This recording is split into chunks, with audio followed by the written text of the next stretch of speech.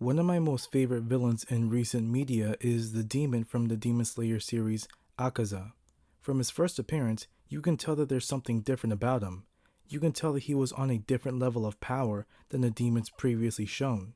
Akaza is part of the 12 Kizuki, a group of the 12 most powerful demons in the series. The first 6 is the lower moon, and the second 6 is the upper moon. Akaza ranks at number 3 as the third strongest demon behind Muzan. Being powerful is a main part of Akaza's character. In his fight with Rengoku, which was his first appearance, he made it so painfully clear that he was all about power and his hatred for the weak, to the point where weak people disgusted him, whether they were gravely injured, had a sickness or disability, or were elderly. He hated all of it. He praised Rengoku for his strength while also chastising him for protecting weaker people like the train passengers and Tanjiro. The writing behind Akaza, to me, is simply genius. He was made to be hated at the beginning, killing one of the most beloved characters in the franchise who had such an impact in a short time of even being on screen. Yet later on in the manga, readers have grown to not only understand Akaza as a character, but grow to love him as well. There's a type of duality and contrast between Rengoku and Akaza, from their opposing conflicting ideals to how similar they are as people. Rengoku fights with a Nichiren blade, while Akaza fights with just hand-to-hand combat. Rengoku represents the physical limits a person has, while Akaza represents the lack of limits a demon has. Rengoku believes that a person growing weak and old is a beautiful part of life, while Akaza is disgusted by it. Rengoku was loved by everyone and surrounded by people who cared for him, while Akaza was pretty much always been alone, especially in his time as a demon. But they also share a lot of similarities. They're both some of the strongest members in their group and recognized for it.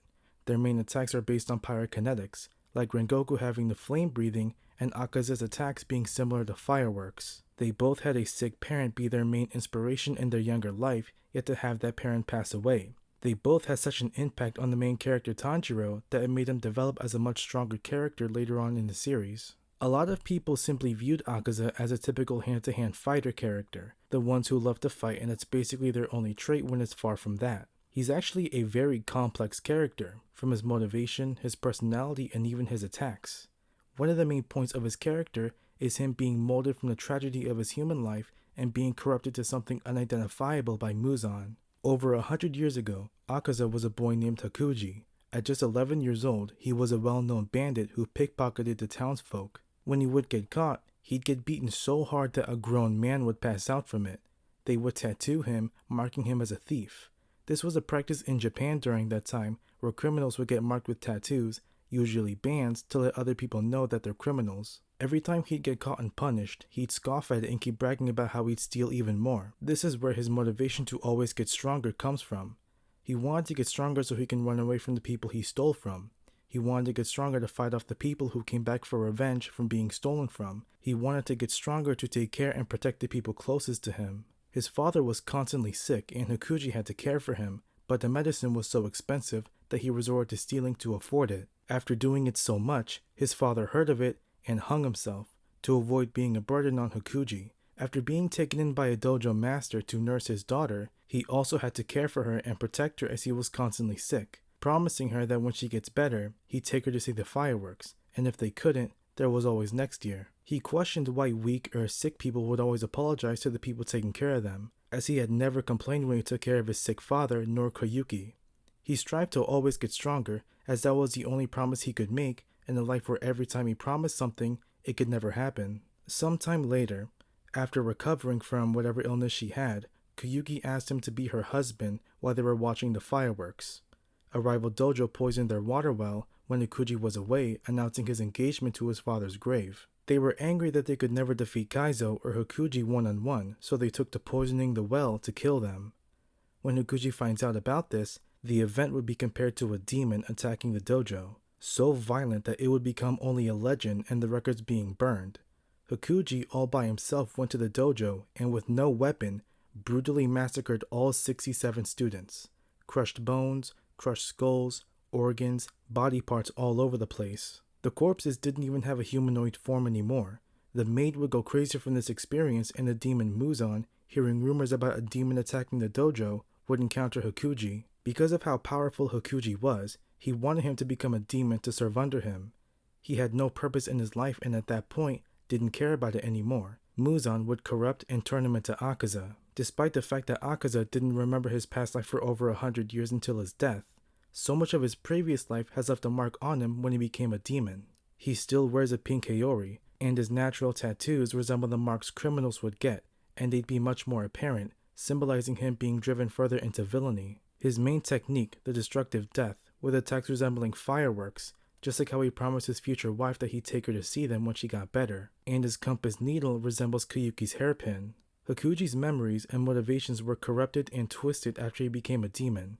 He doesn't actually hate weak people.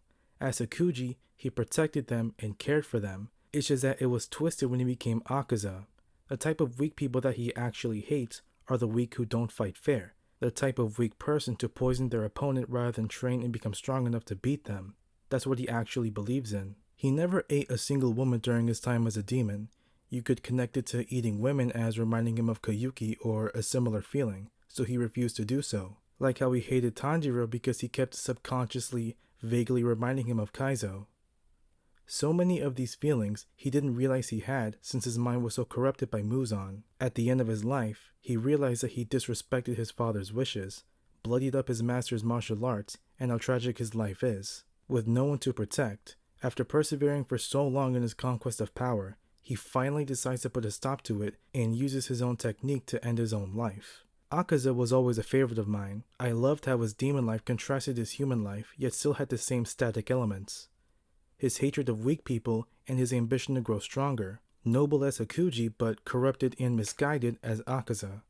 He truly was a pretty tragic character.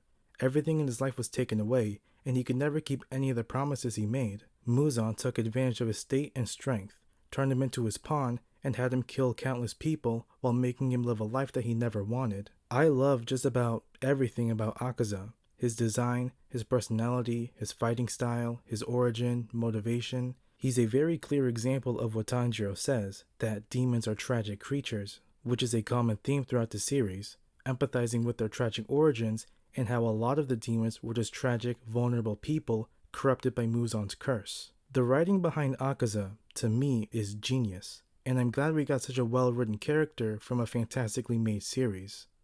I was thinking of making my next video talking about the canon event and the decision about it between Miguel O'Hara and Miles Morales from Across the Spider-Verse. Or maybe talking about Dandadan again because right now it's fucking crazy. I have been wanting to talk about cryptids for a bit now since I've always had an interest in them. I still don't know exactly what I want to do with my channel. Like, I just don't want to stick to the same thing, which seems to be just mangas and comics. So you guys should let me know what you want me to make a video on next. Thanks for watching. Tell me what you think in the comments. Let me know what you want to see next. Be kind to yourself and each other. Thanks for watching.